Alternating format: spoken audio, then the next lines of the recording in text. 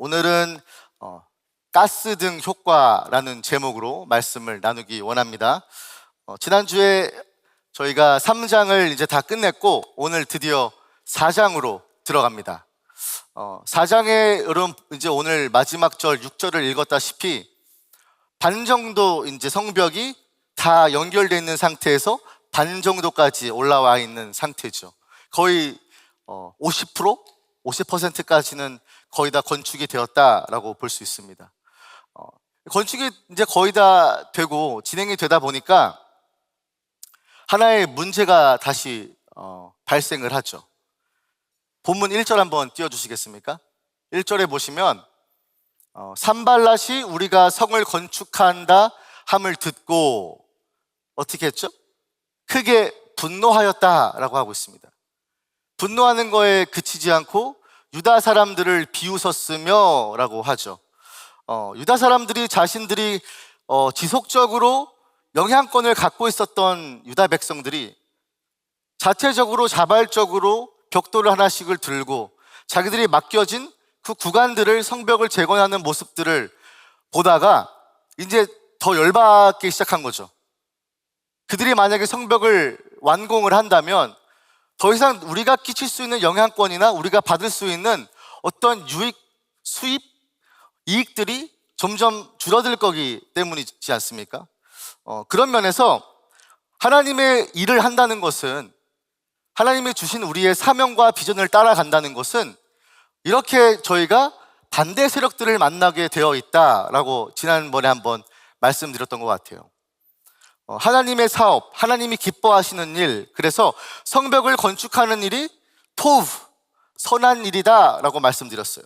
반대로 하나님의 역사에 참여하지 않는 자들 혹은 역사의 그 성벽을 재건하는 일에 반대했던 세력들을 모든 그런 정황과 상황들을 라고 얘기하면서 악한 일이다 라고 말씀드렸습니다. 여러분, 근데 여기서 저희가 오해하지 말아야 할 한 가지가 있어요.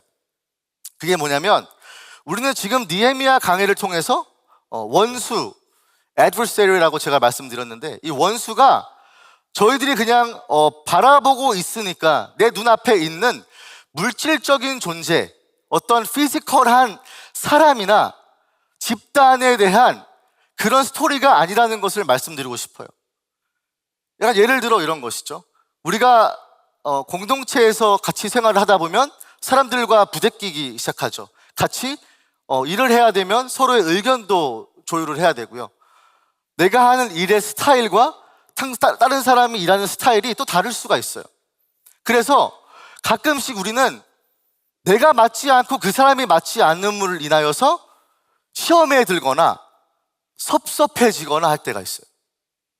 근데 이런 차원을 넘어서 우리는 지금 유다 백성이 선한 일, 하나님의 성벽을 재건하는 데 있어서 반대 세력이 왔다는 것은 단지 그 이방 사람들, 아라비아 사람, 게셈, 아니면 아스돗 사람, 아니면 산발락과 도비아, 이 여러 이방 사람들이 그냥 어떤 나쁜 집단이야 라고 되게 1차원적으로 직관적으로 보면 안 된다는 의미입니다. 그래서 이게 지금 성벽을 재건하는 일은 일반적인 건축물을 세우는 어떤 리빌딩 프로젝트 정도가 아니라고 제가 말씀드렸어요. 하나님의 도시 홀리시티가 예루살렘인데 하나님의 성이 지어져 간다는 의미는 하나님의 백성이 자기들의 죄로 인하여서 포로 생활에 잡혀가고 하나님께서 말씀하시기를 너희들이 이제 흩어졌던 백성들을 돌이키시고 돌아오게 하시고 개혁하시고 부흥을 허락하시겠다라고 했던 이 사업이 그냥 일반적인 건축물을 올리는 것이 아니라 하나님의 의가 나타난다고 말씀드렸어요. 그래서 The Lord is our righteousness 말씀드렸잖아요. 이 성의 이름은 여호와의 의라고 칭함을 받을 것이다 라고 하는 것입니다. 여러분들도 하나님의 자녀로서 하나님의 이미지, 하나님의 형상을 베어링하고 이 생을 살고 계신 거예요. 그래서 제가 느헤미야가 우리가 수치를 당하지 말자라고 얘기했던 게 결국은 뭐라 그랬습니까? 하나님한테 수치를 함께 당하게 되는 언약적인 관계에 있는 우리들이 이 세상에서 우리가 잘못된 길을 살고 잘못된 모습으로 살고 세상 방법과 똑같은 행각으로 우리가 산다고 한다면 세상 사람들도 당신을 보면서, 우리를 보면서 하나님을 볼 수가 없는 것처럼 우리가 거룩한 일을 도모했었을 때는 그 뒤에 있는 하나님까지도 연결이 된다라고 이야기해 주고 싶어요.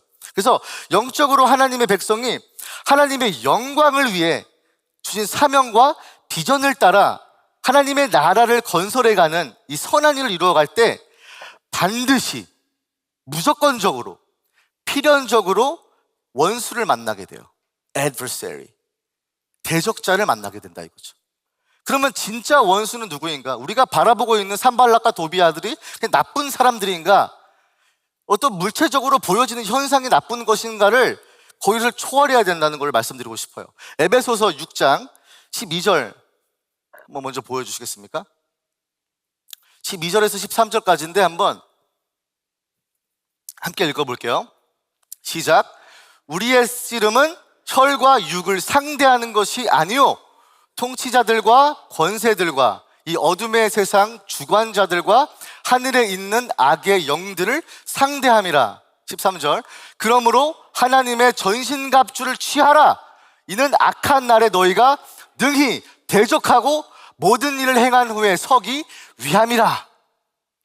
우리의 진짜 대적해야 될 사람이 대적해야 될 대상이 누구예요? 악한 영들이라고 말합니다. 산발락과 도비아가 있는 것 같아요. 우리 인생 가운데서 나를 힘들게 하고 어렵게 하는 사람이 있는 것 같아요. 근데 우리는 혈과 육의 씨름이 아니에요. 우리가 전쟁을 치르고 있는 것은 어떤 현상이나 바라봐지고 보여지는 어떤 사람에 대한 대상의 싸움이 아니라는 것을 사도 바울은 이야기하고 있습니다. 그래서 우리는 악한 날에 능히 대적하려면 전신갑주를 입어야 하고 이 악한 영들을 상대해야 되는 것을 항상 기억해야 돼요. 산발락과 도비아가 어떤 원수 진관으로 유다 백성들의 라이벌로 출연을 하는 것 같아 보이지만 사실은 이들은 하나님의 역사를 맡고 있는 존재라는 것이죠. 여러분들도 사명을 감당했을 때, 이 땅에서 빛과 소금으로 역할을 감당하고 주신 소명을 갖고 살아갔을 때 분명히 만나게 되는 어려움들과 환난의 시간들이 있습니다. 그럴 때마다 그 현상을 탓하면 안 돼요. 너를 막고 있는 사람이나 집단들을 행해서 그 사람들의 손가락질을 하면 안 돼요. 그 배후에 있는 혈과 육의 싸움이 아닌 악한 영들, 악한 세력들, 하나님의 나라가 임하지 못하게 하려고 하는 어떠한 반대 세력들이 끊임없이 우리를 막고 서고 있다는 것이죠. 그래서 여러분, 우리는 믿음으로 행하고 보는 것으로 행하지 아니하는 것이다 라고 고린도 후서에도 이야기하죠. 세상에 보이는 단면적인 어떤 물체와의 씨름이 아니라 우리는 지금 더 이상 인간의 보고 있는, 우리의 눈으로 보고 있는 이 세상을 그대로만 받아들이고 그대로만 반응을 하고 그대로만 그것에 씨름을 하는 것이 아니라 그 뒤에서 있는 영적인 세계, 보이지 않고 영영한 그 세계를 우리가 인지하고 자각하고 어떤 사건 사고를 그냥 하나의 해프닝으로 여기는 것이 아니라 여기서 주는 영적인 나의 하나님이 원하시는 방향은 무엇인가, 이 환난 가운데 어려움 가운데 처한 이 상황 속에서 하나님이 나를 왜 원하시는 모습은 무엇인가를 깨달아야 된다는 것이죠. 여러분 아시겠지만 제가 부임한 지 2달 됐는데 2달 동안 우리 개혁합시다, 부흥합시다, 재건합시다라고 많이 외쳤습니다. 이번에 느헤미야 시리즈도 Do it again 이랬잖아요. 하나님 다시 한번 우리 이 청년의 시대에, 이 시대의 부흥을 허락하여 주시옵소서. 그런데 부흥을 외치니까 여러분 어떤 일이 여러분 일어나는지 아십니까? 제가 알기로 2달 안에 차 사고만 5-6번 일어났어요. 라이드 팀에서 차 사고가 일어나기 시작해요. 심지어 차를 주차했는데 차가 도난당했어요. 나와보니까 차가 없는 거예요. 여러분 이런 현상들이 그냥 어떠한 해프닝적으로 이해할 수 있어요. 근데 사탄 마귀들은 그런 해프닝으로 여러분들이 하나님께 집중했던 시선을 놓치게 한다니까요. 나를 분주하게 만든다니까요. 내 마음을 그곳에 두게 만들고 하나님께 집중하지 못하게 만드는 해프닝들을 사탄 마귀들은 만들어 가요. 욥기 보셨죠? 욥기에서도 가족을 치기도 하고 건강을 치기도 하잖아요. 자녀를 죽여주기도 하잖아요. 그러니까 지금 우리가 있는 이 영적인 싸움들을 어떤 상황적으로만 이해하는 것이 아니라 뒤에 있는 악한 세력들과 악한 영들, 사탄 마귀가 내가 하나님 앞에 나아가야 하는데, 하나님이 나에게 주신 사명들을 감당해야 되는데 그러지 못하게 막고 있다는 것을 여러분은 먼저 대상이 누군지를 정확하게 깨달아야 된다는 것이죠. 자, 그러면 오늘 이제 산발락과 도비아가 와서 더욱더 거칠게 이야기하기 시작하죠. 더 비웃기 시작하죠. 스스로 분노하면서 그들에게 여러 가지의 악한 말들과 비난과 조롱과 그들을 허물고 싶은, 낙담시키려고 하는 말들을 쏟아내기 시작합니다. 자, 그러면 2절 한번 보겠습니다. 본문 2절입니다. 보시면 자기 형제들과 사마리아 군대 앞에서 일러 말하되, 지금 이제는 개인적으로만 이렇게 힘들게 하고 조롱했다면 지금은 형제들도 불러왔어요. 사마리아 군대, 자기가 거닐던 군대까지 딱 거닐고 왔어요. 그러니까 이제 사적인 어떠한 조롱에서 공적인 자리에서 유다 백성들을 비방하고 비난하기 시작하는 거예요. 이게 뭐라고 하냐면 보통 말하면 선동한다 그래요. instigate. 보세요. 이 미약한 유다 사람들이 하는 일이 무엇인가? 스스로 견고하게 하려는가? 제사를 드리려는가? 하루의 일을 마치려는가? 불탄 돌을 흙 무더기에서 다시 일으키려는가 하고, 아무튼 말도 많아요. 비난하는 사람들은. 5가지의 질문을 한 구절에 다 들어가 있습니다. 5가지가 들어가 있어요. 그래서 사적인 지금 자신뿐만 아니라 형제들과 사마리아 군대를 다 앞에 모아놓고 약간 위협하는 거죠. 일부러 선동질을 하고 있는 것입니다. 그래서 5가지의 질문들이 나오는데 저는 이 5가지의 질문들을 유심하게 한번 살펴봤어요. 산발락이 지금 이야기하는 것은 무엇인가? 산발락이 사적으로 2장에서 잠깐 동안 비웃고 조롱했던 말이 아니라 지금은 분노했대요. 격분해 있는 상태예요. 열받아서 자기 사람들 군대까지 모은 상태에서 공적으로 유다 백성들을 비난하고 조롱하기 시작하는 거예요. 근데 이 5가지의 질문 가운데 저는 흥미로운 점을 발견하게 됐어요. 오늘 설교 제목을 지은 것도 사실은 이 5가지의 질문을 보면서 참 이런 현상과 비슷하다라는 생각이 들었습니다. 혹시 여러분 가스등 효과에 대해서 들어보셨습니까? 이 가스등 효과가 어디서 유래됐는지 한번 설명을 드려볼게요. 아마 이 효과를 딱 들었을 때 떠오르는 단어가 분명히 있을 겁니다. 이 가스등 효과, 가스라이트 이펙트는 그 유래는 패트릭 해밀턴이라는 사람이 1938년에 만들었던 희곡, 드라마였어요. 근데 이 드라마가 나중에 1944년도에 가스등, 가스라이트라는 영화로 각색이 되었습니다. 포스터 보이시죠? 네, 흑백으로 나온 1944년도의 영화예요. 그리고 저 오른쪽에 있는 게 여러분의 왼쪽인가요? 네, 포스터고요. 이 가스라이트의 영화의 주된 내용이 무엇인지 제가 짧게만 설명드리자면, 저 남자가 그레고리라는 사람이고 저 여자는 파울라라는 사람인데, 그레고리가 사실은 나쁜 악역입니다. 악역인데 여자 벨라가 뭐 이제는 그 다른 이름으로는 폴라라고 되어 있는데, 저 벨라의 이모가 세계적인 오페라 가수였어요. 근데 되게 귀하고 값진 보석을 갖고 있었거든요. 근데 저기 왼쪽에 있는 남자 그레고리가 폴라의 이모를 그 보석을 갖고 싶어서 살해를 합니다. 죽여버려요. 그래서 집을 들어가서 이 보석을 찾으려고 노력을 합니다. 근데 노력했는데 보석이 나오지가 않는 거예요. 근데 흥미로운 점은 이 폴라는 그 이모였던 오페라 가수, 그분의 모든 재산을 상속받았어요. 그러니까 보석이 누구 손에 지금 있죠? 폴라에게 있는 거예요. 그래서 폴라에게 그레고리라는 남자가 접근을 합니다. 그리고 사랑에 빠지게 만들어요. 심지어 결혼까지 합니다. 결혼을 해서 이 폴라에게 우리가 당신이 이모가 살았던 집으로 돌아가자 해서 집으로 돌아옵니다. 그 집에서 뭘 하고 싶은 거예요? 보석을 찾고 싶은 거죠. 그 보석만을 갖고 싶어서 아주 눈이 도는 거죠. 그래서 지금 이 그레고리라는 사람이 그래서 이제 이 폴라를 이용해서 보석을 찾아 나가는 스토리가 바로 저 가스등이라는 영화입니다. 근데 여기서 이 제목이 붙은 이유가 바로 가스등인데, 가스라이트가 옛날 집에는 집 전체에 가스로 불을 켰었대요.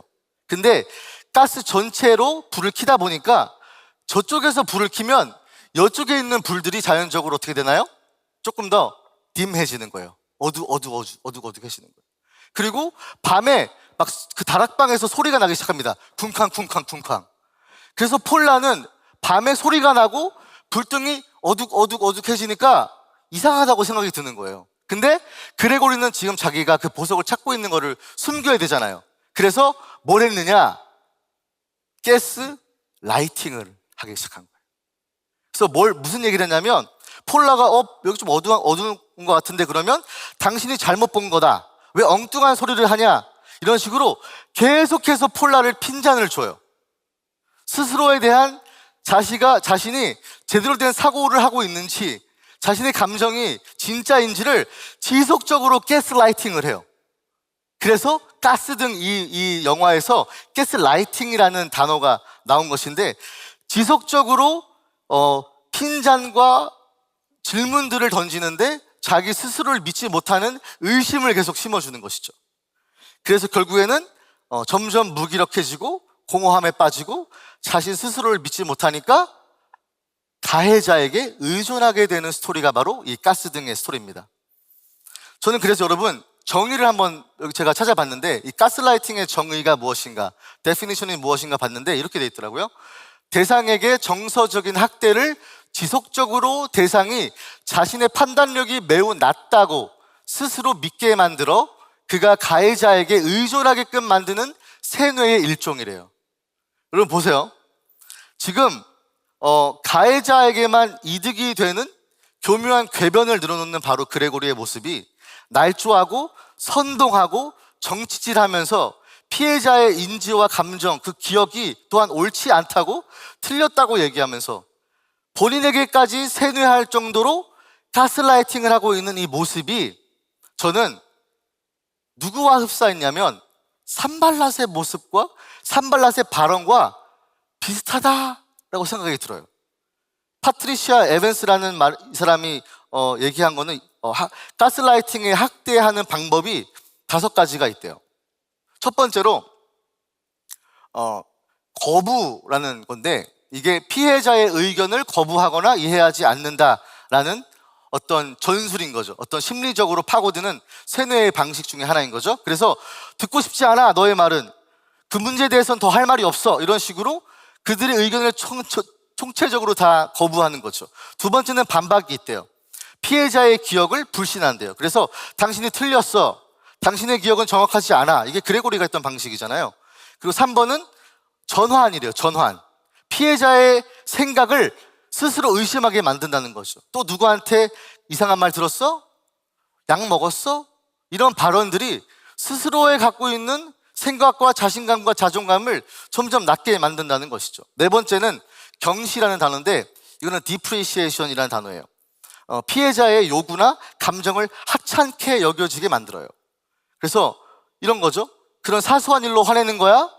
너무 예민한 거 아니야? 이런 식으로 점점 갖고 있는 감정들이 내가 진짜 마땅히 가져야 할 감정인 것을 헷갈리게 만드는 것이죠. 그리고 5번째, 마지막, 실제로 발생한 일을 잊은 척하거나 부인합니다. 무슨 소리인지 모르겠다. 그런 일이 있었어? 당신이 그냥 꾸며대는 일이잖아. 여기까지가 바로 가스라이팅에 대한 정의와 어떤 학대의 방식이었어요. 제가 왜 이거를 여러분들에게 장황하게 설명을 했을까요? 2절에 산발랏의 조롱과 그 말들을 보면 굉장히 비슷한 이유가 나오기 때문이에요. 1번 2절에서 첫 번째 포인트를 보시면 5가지 질문이 나오는데, 첫 번째 질문에 이런 질문을 합니다. 미약한 유다 사람들이 뭘 할 수 있냐? 무슨 말이에요?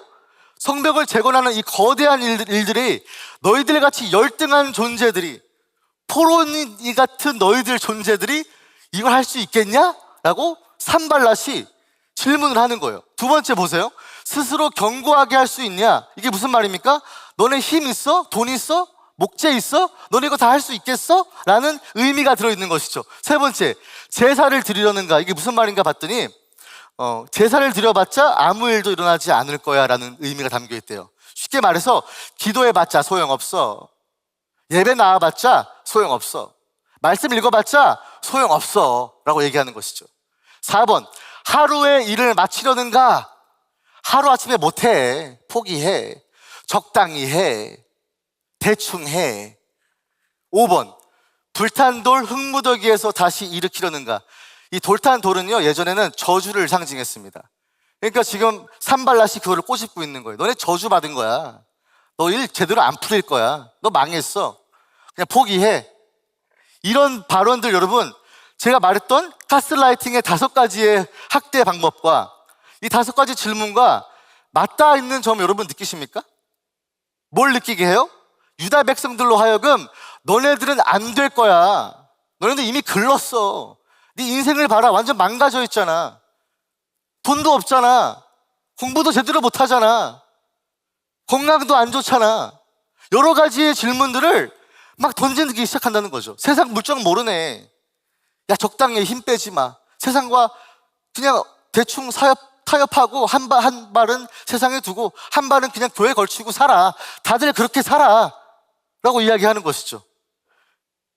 전 그래서 이 발언들이 그냥 산발락과 도비아가 하는 이야기인가? 아니라는 생각이 들더라고요. 우리가 싸우고 있는 상대는 누구였죠? 사탄, 마귀라 그랬습니다. 여러분, 마귀가 이 짓을 해요. 그래서 여러분, 마귀가 이 짓을 하는데 저는 느헤미야의 이 반대 세력이었던 산발락과 도비아와 게셈이든 아스돗 사람들이든 이 모든 사람들을 대적하고 반응했던 부분에서 우리가 오늘 배워야 할 점이 있다고 생각이 들어요. 그래서 오늘 이 가스라이팅을 하고 있는 산발락과 반대 세력들은 느헤미야는 그러면 어떤 식으로 반응하고 어떤 식으로 대처하였는가를 좀 보고 싶어요. 2가지를 보고 싶은데, 첫 번째는 우리가 예전에 다뤘었는데 느헤미야 2장에서 나옵니다. 느헤미야 2장 19절 한번 먼저 볼게요. 함께 읽을까요? 시작. 호론 사람 산발락과 종이었던 암몬 사람 도비아와 아라비아 사람 게셈이 이 말을 듣고 우리를 업신여기고 우리를 비웃어 이르되 너희가 하는 일이 무엇이냐? 너희가 왕을 배반하고자 하느냐 하기로. 너희가 하는 일이 뭐냐? 너네 뭐 하냐? 이거잖아요. 그렇죠? 비웃으면서 하는 비아냥거리는 거니까 너네 뭐 하고 있냐? 이거 될 것 같아? 뭐 하냐? 이런 식으로 비아냥거리는 것이죠. 근데 여기서 느헤미야의 반응이 우리가 사탄에게 듣고 있는 목소리라든지 반대 세력에게 듣고 있는 비관적이고 가스라이팅적인 발언을 어떻게 대처해야 되는지 느헤미야가 딱 나와요. 20절입니다. 제가 읽어드립니다. 내가 그들에게 대답하여 이르되, 반응하는 거 보세요. 하늘의 하나님이 우리를 형통하게 하시리니 그의 종들인 우리가 일어나 건축하려니와. 여기서 포인트. 오직 너희에게는 예루살렘에서 아무 기업도 없고 권리도 없고 기억되는 바 없다 하였느니라. 영어로 보세요. But you have no portion or right or claim in Jerusalem. 무슨 말이에요? 너네들은 권리가 없다라고 얘기하고 있어요. 너네들이 하는 말, 하는 비난, 조롱, 너네들 권리가 없다. 그래서 쉽게 말하면 이런 거죠. 너희들은 상관하지 마라. 어차피 너네 이야기 아니잖아. 이건 하나님과 나의 이야기지. 너네들이 끼어들 틈이 없잖아 라고 얘기하는 거예요. 멋있지 않습니까? 왜냐하면 느헤미야는요, 산발락과 도비아의 말에 뭘 말했는지에 대한 반응을 하지 않아요. 변명을 하지 않아요. 뭐라 그랬냐면 대상에 지목해요. 산발락과 도비아는 이방 사람들이었어요. 무슨 말이냐면 예루살렘 땅에 지분이 없는 사람들이에요. No right, no claim, no whatsoever. 근데 우리는 가끔씩 아무 지분도 없는 사탄 마귀의 말에 넘어갈 때가 있어요. 여러분, 천국에 사탄 마귀 들어갑니까? 못 들어가요. 못 들어가요. 근데 영영한 땅 본향인 천국을 사모하고 현실로 갖고 있는 사람들이 사탄 마귀의 말을 들으면서 혹하기 시작해요. 아, 맞아. 나는 아무것도 안 되는 사람이지. 난 쓸모없는 사람이지. 난 글렀지. 이런 식으로 반응한다니까요. 근데 느헤미야는 You have no right. 너에게는 권리가 없어. 이건 나와 하나님과의 이야기야. 나는 성벽을 재건하고 내 삶에서 어렵지만 힘들지만 환난과 고난이 가득하겠지만 이건 나와 하나님의 스토리야. 이 확신을 갖고 가는 사람들이 세상의 반대 세력과 목소리, 가스라이팅하는 사탄 마귀의 속삭임에 넘어가지 않는 줄 믿습니다. 여러분들 그렇게 사셔야 돼요. 세상에서는 말할 거예요. 너 이거 제대로 되기나 하겠어? 너 성벽 이거 지을 수 있기나 하겠어? 네가 있는 환경에서 이거 잘 되기나 하겠어? 비웃으면서 얘기해요. What are you doing? 너 뭐 하고 있냐? 그럴 때 얘기하세요. 너에게는 그렇게 말할 권리가 없다. 왜냐? 나와 하나님의 이야기이기 때문입니다. 예수 그리스도께서는 다시 오실 것이고 이미 승리를 갖고 맛보고 있는 이 우리들은 사탄의 농락과 그 말들의 괴계와 궤변에 선동질에 넘어가는 것이 아니라 우리는 정조를 지켜야 돼요. 하나님과 나의 이야기를 제대로 파악하고 대상을 파악해야 된다는 것입니다. 그리고 보세요. 오늘 본문에서 산발락과 도비아가 2장에서 한번 시도를 했잖아요. 가스라이팅적인 비웃음적으로 질문을 했어요. 그리고 오늘 이제 4장에 넘어갔을 때는 분노했다 그랬어요. 막 열받아가지고 더 강하게 몰아치는 거죠. 막 심하게 비난하고 5가지에 대한 어떤 조롱 섞인 말들을 퍼부었어요. 막 퍼부었어요. 근데 여기서 느헤미야의 반응이 또한 기가 막힙니다. 본문 4절입니다. 본문 4절 보세요. 느헤미야가 지금 양껏 격앙돼 있고 분노하고 열받아 있는 산발랏에게 형제들을 모아놓고 사마리아 군대를 모아놓고 야, 니네 잘할 수 있어? 이거 할 수 있겠어? 미약한 백성이다. 제사를 드려서 되겠냐? 하루아침에 이거 되겠냐? 했던 사람에게 리플라이가 없어요. 답변이 없어요. 여러분, 만약에 옆에 있는 사람이 여러분 귀에다 대고 너 제대로 살아! 아무것도 안 될 거야! 라고 쏟아붓는데 대꾸를 안 하는 거예요. 대꾸를 안 하는. 그냥 하나님만 보고 있어요. 그래서 느헤미야는 뭐 합니까? 우리 하나님이여 뭐래요? 들으시옵소서. 뭐 하고 있는 거예요? 뭐 하고 있는 거예요? 기도한 거잖아요. 기도. 문제가 발생합니다. 어려움이 닥쳐와요. 현실이에요. 직면하고 있어요. 당면한 고난과 어려움들이 있어요. 근데 거기에 반응하지 않고 하나님이여 들으시옵소서. 기도해요. 하나님과 독대해요. 1대1로 하나님과 소통하기 시작해요. 옆에서는 난리를 쳐요. 소리를 고래고래 지르면서 위협을 해요. 너 이러다가 망한다. 너 이러다가 진짜 큰일 난다. 막 소리가 시끄러워요. 근데 여기서 느헤미야는 하나님만 바라보고 하나님께 기도하기 시작해요. 그리고 5절 한번 보십시오. 4장 5절. 주 앞에서 그들의 악을 덮어두지 마시며 그들의 죄를 도말하지 마옵소서. 그들의 건축하는 자 앞에서 포인트, 주를 노하시게 하였음이니이다 하고. 보세요. 근데 흥미롭죠. 산발랏이 유다 백성들에게 소리를 지르면서 조롱하면서 가스라이팅을 시작했는데 느헤미야는 개인적으로 자기가 받는 조롱과 업신여김을 넘어서 누구를 분노하게 했다는 거예요. 누구를 화나게 했다는 거예요. 주를 노하게 하였음이니이다. 하나님과 동일시하고 있었어요.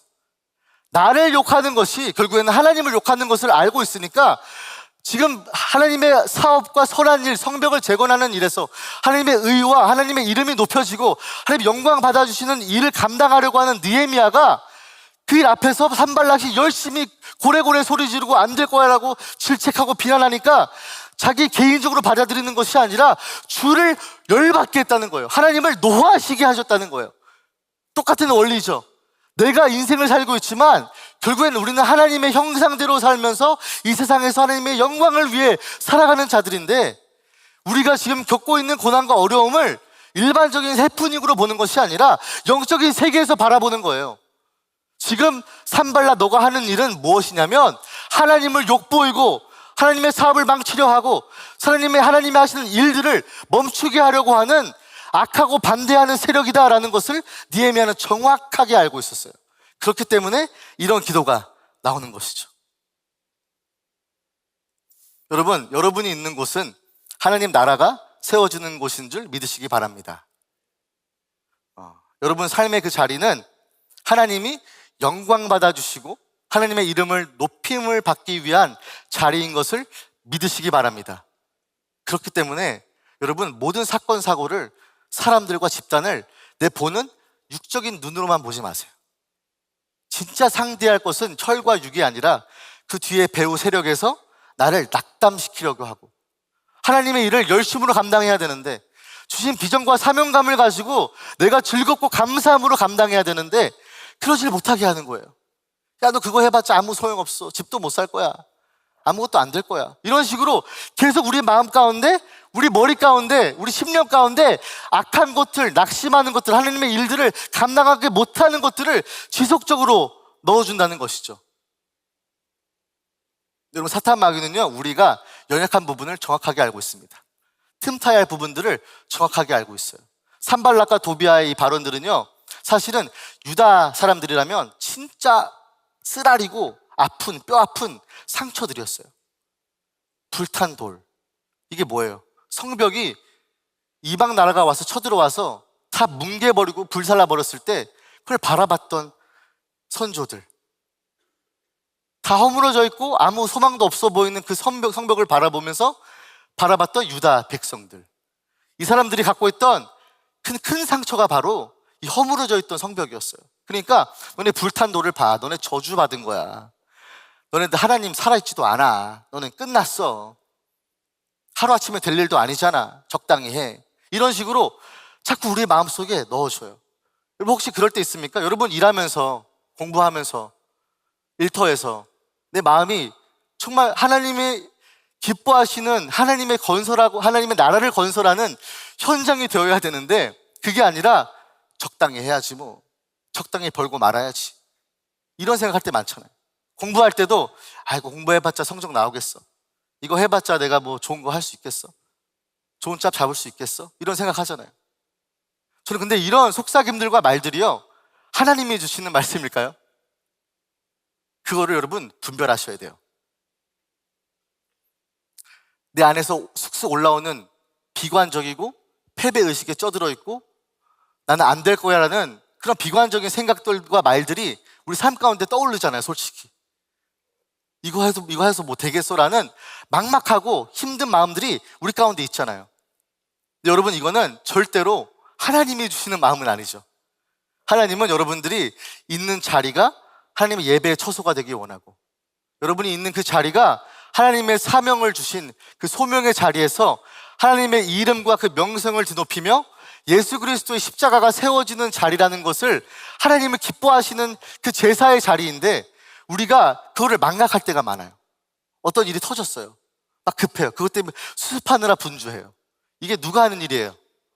사탄 마귀가 하는 일이에요. 베드로전서 5장 8절 9절입니다. 이걸로 말씀을 좀 마무리하고 싶은데 보세요. 근신하라 깨어라 너희 대적 마귀가 우는 사자와 같이 두루다니며 삼킬 자를 찾나니. 마귀가 디아볼로스라는 헬라어인데 이 디아볼로스라는 말이 뜻이 뭐는지 한번 보여드릴게요. 먼저 이 마귀는 디아볼로스는 비방자, 고발자, 중상모략자라고 나와 있어요. 슬라이드 드렸는데 한번 띄워주시겠습니까? 네. 마귀는 비방자, 고발자, 중상모략자 나오시죠. 그리고 이 사탄 마귀가 디아볼로스라는 단어 자체가 accusing 한다 그러죠. 고발한다 그러죠. 비방한다 그러죠. 그래서 이 마귀가 하는 일이 뭐냐면 결국엔 이거예요. 부당하게 비판하고 상처를 입히고 악의적으로 관계를 단절하기 위해서 비난하다라는 뜻이에요. 사탄 마귀는 여러분, 제가 보니까 진짜 우리 그리스도인이 대적해야 할 가스라이터가 사탄 마귀더라고요. 왜냐하면 사탄 마귀는 여러분을 어큐즈 할 거예요. 비방할 거예요. 고발할 거예요. 어떻게 고발하냐면, 너가 그렇게 살아서 그리스도인 같이 사는 거 맞냐? 이런 식으로 분명히 얘기할 거예요. 너가 죄를 이만큼 짓는데 너가 무슨 하나님의 자녀야? 라고 고발할 거예요. 어큐즈 할 거예요. 산발락과 도비아의 발언처럼 이 미약한 백성이 뭘 할 수 있냐라고 얘기했던 것처럼 여러분들에게 사탄 마귀는 이런 말들을 심어줄 거예요. 너가 하나님의 자녀라면서 왜 이것밖에 못해? 너 인생 망했잖아. 네가 뭘 할 수 있어? 이런 식으로 여러분들을 계속해서 고발하고 쓸모없다 얘기하고, 너는 죄인이라고 얘기하고, 너는 하찮은 인간이야 라고 얘기하고, 너희들이 아무리 해봤자 계속해서 넘어지고 실패하고 낭망하고 계속 범죄하니까 얘기하는 거예요. 너는 안 돼요. 너가 무슨 하나님의 자녀야? 너가 그리스도인이야? 너가 구원받았어? 너가 교회 다니는 사람이야? 라고 끊임없이 우리를 좀먹게 하고 우리 영혼을 갉아먹게 해요. 그래서 뭘 의심하게 하는가? 내가 정말 구원받은 하나님의 백성이 맞는가? 의문을 갖게 해요. 스스로를 믿지 못하게 해요. 이게 바로 가스라이팅의 전형적인 모습 아닙니까? 내 자신의 의존하고 있는 하나님에 대한 스스로의 믿음을, 의구심을 갖게 한다니까요. 그래서 하나님께서 점점 멀어지게 만들어요. 내가 너무 하찮은 인간처럼 보이니까 점점 하나님 앞에서 뒷걸음질을 시작해요. 나 하나님처럼 살 수 없다, 하나님의 예수 그리스도처럼 살 수 없다는 모습 때문에 점점 하나님 앞에서 멀어지기 시작한다니까요. 근데 그게 사탄 마귀가 하는 짓이에요. 중상모략을 해요. 고발을 해요. 너가 이래가지고 제대로 된 하나님의 자녀로서 살 수 없는 거야 라면서 항상 이야기해요. 그렇기 때문에 예수 그리스도께서 요한복음 8장 10절에 간음한 여인에게 이렇게 말씀하십니다. 너를 고발하던 그들이 어디 있느냐? 간음한 여인에게, 죄진 사람에게, 죄인 같은 우리들에게 이런 말씀하세요. 너를 고발하는 그들이 어디 있느냐? 너를 정죄한 자가 어디 있느냐? 여러분, 오늘 사탄 마귀의 이 목소리가요, 왜 우리가 듣는가 봤어요. 왜 세상 사람들이 손가락질하고 조롱하고 비난하는 말들이 왜 우리가 참 영향을 많이 받을까? 하나님의 사람이 왜 세상적인 관점과 가치관과 자기들이 만들어 놓은 어떠한 틀 안에서 우리를 정죄하고 고발할 때 왜 우리는 이렇게 마음이 힘들까? 왜 낙심할까? 그게 보니까 우리 안에 있는 죄성이 있기 때문이에요. 우리가 우리의 연약함을 알기 때문에, 아, 그렇구나, 나는 쓸모없는 사람이구나, 납득을 내 스스로 자신이 의심을 가지면서 내 자존감과 내 갖고 있는 신앙심까지도 점점 억누르고 있기 때문이에요. 저는 근데 여러분들에게 오늘 함께 말씀을 마무리하면서 함께 기도했으면 좋겠어요. 세상의 기준과 세상의 방식과 방법에서는 여러분들은 적합하지도 않고 성공한 사람도 아닐 겁니다. 분명히 그럴 거예요. 왜냐하면 하나님의 백성과 사람들은 세상의 가치관과 세상의 방법으로 살지 않아요. 그리고 바라보고 있는 시선과 바라봐야 할 방향성이 달라요. 근데 사탄 마귀는 항상 그 틀로 여러분들에게 괴롭힐 것입니다. 고발하고 비방하고 여러분들을 깎아내리게 하고 여러분이 갖고 있는 신앙과 믿음들을 점점 깎아먹고 좀먹게 할 거예요. 그러면서 하나님께 멀어지게 할 거예요. 지금 이 시간 여러분 함께 일어나셔서 한번 눈을 감고 내가 듣고 있는 목소리는 무엇인지 한번 좀 집중해 보세요. 내가 이 자리에 예배당에 앉아있지만 낙심하고 있습니까? 내가 이 자리에 앉아서 예배 드리고 교회 나온다고 하지만 내 마음 가운데 평강이 없습니까? 내가 하나님의 자녀라고 하면서, 내가 그리스도인이라고 하면서 세상의 기준에 못 미치니까 나는 실패자고 나는 루저라는 생각이 드십니까? 그래서 여러분들에게 오늘 로마서 5장 1절 말씀을 들려드립니다. 그러므로 우리가 믿음으로 의롭다 하심을 받았으니 우리 주 예수 그리스도로 말미암아 하나님과 화평을 누리자. 할렐루야.